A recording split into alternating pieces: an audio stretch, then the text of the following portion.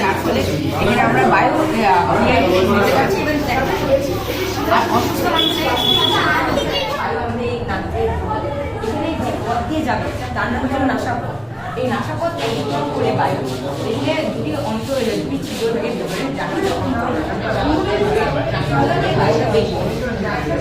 কোথায় কি হচ্ছে রে? এটা চলে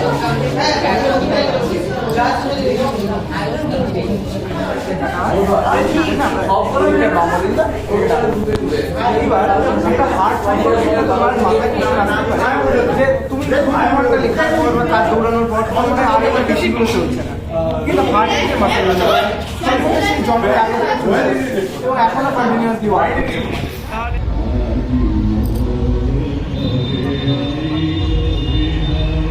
সুন্দর আমাদের ছাত্রদের কারুকার্য।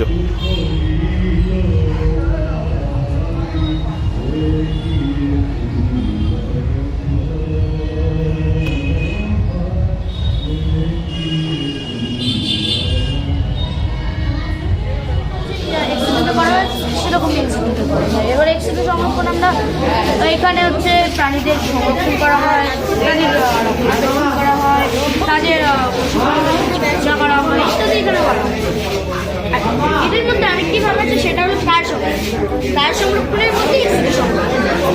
এবার এই এক্সিকিউট প্রায় সংরক্ষণ আমরা বলতে পারি বিপন্ন প্রজাতির একটা সমস্যা বলি, এই সমস্যাগুলো কোনো কারণবশত কিছুই খারাপ হয়েছে গোটা সিস্টেমটি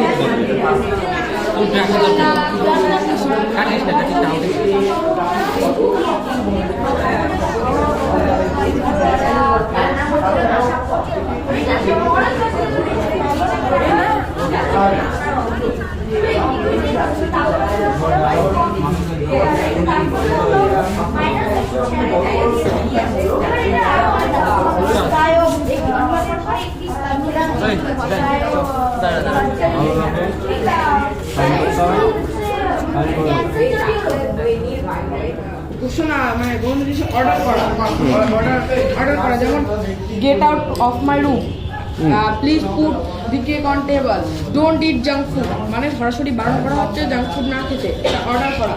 তারপরে এক্সক্লামেটরি সেন্টেন্স, এক্সক্লামেটরি সেন্টেন্স মানে হলো যে কোনো জিনিসের উচ্ছ্বাস প্রকাশ করা, এবং ray we won the man, wow the Cassie is so cute, ouch my head, এরকম।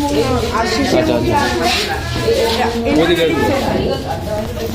ইন্টারোগেটিভ সেন্টেন্স মানে হলো কোনো প্রশ্নবাচক কোনো জিনিস প্রশ্ন করা, যেমন হু হ্যাজ দি অ্যাটায়ার, এই পোশাকটি কার আছে, হোয়াট টাইম ইজ ইট নাও, কটা বাজে, ইজ ইউর ফেভারিট সং।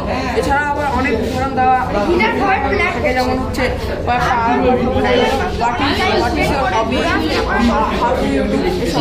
এই চার প্রকার সেন্টেন্স ছাড়া আরেক প্রকার সেন্টেন্স আছে, সেটা হলো অপটেটিভ সেন্টেন্স। এই অপটেটিভ সেন্টেন্স হলো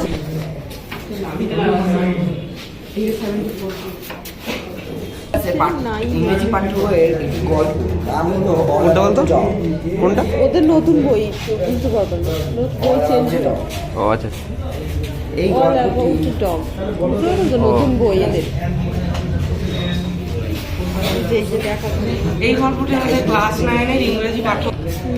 এবারে বাসের একটা রুল ছিল যে বাসে কোনো রকম পেট ডগস বা পেট ক্যাটসকে নিয়ে ওঠা যাবে না, কিন্তু বাচ্চা মেয়েটা একটা ছোট পেকিনিস ডগ নিয়ে উঠেছিল। আর বাসের কন্ডাক্টর খুব ভালো লোক ছিলেন না, তিনি একটু বদমেজাজি লোক ছিলেন। তাই তার যখন চোখটা কুকুরটার উপরে পড়লো, তখন তিনি বাচ্চা মেয়েটাকে বললেন যে হয় তুমি ওপরে উঠো, তাহলে নিচে নেমে যাও বাসে। কিন্তু বাচ্চা মেয়েটা বাবা রাজি ছিল না করতে, কারণ বাচ্চা মেয়েটা কফ হয়েছিল, আর লন্ডনের শীত এমনিতেই খুব তীব্র হয়। এই কথা শুনে বাস কন্ডাক্টর রেগে গিয়ে ফুটপাতের উপর নেমে যায় আর বাসের ড্রাইভারকে বলে দেয় যে এই গাড়িটা ততক্ষণে তুমি ছাড়বে না যতক্ষণে না বাচ্চা মেয়েটা হয় নিজের ইচ্ছে উপরে উঠছে বা বাস থেকে নেমে যাচ্ছে।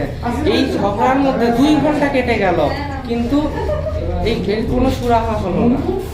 অবশেষে সব প্যাসেঞ্জাররা বাস থেকে একে একে নেমে গেলেন আর বাচ্চা মেয়েটার মা বাবাকেও বাধ্য হয়ে বাসটা ছাড়তে হলো, কারণ কন্ডাক্টর নিজের জিদের উপরে স্থির ছিল। আচ্ছা আচ্ছা।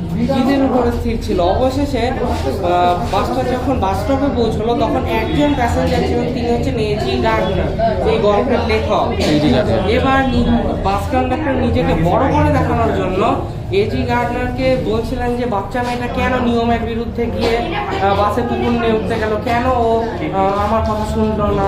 তখন এজি গার্ডনার বললেন যে তুমি নিয়মটা মেনেই কাজ করেছো, কিন্তু তুমি নিয়মের উদ্দেশ্যটাকে ভেঙেছো, কারণ নিয়ম আমাদের সুবিধার জন্য তৈরি, অসুবিধার জন্য নয়।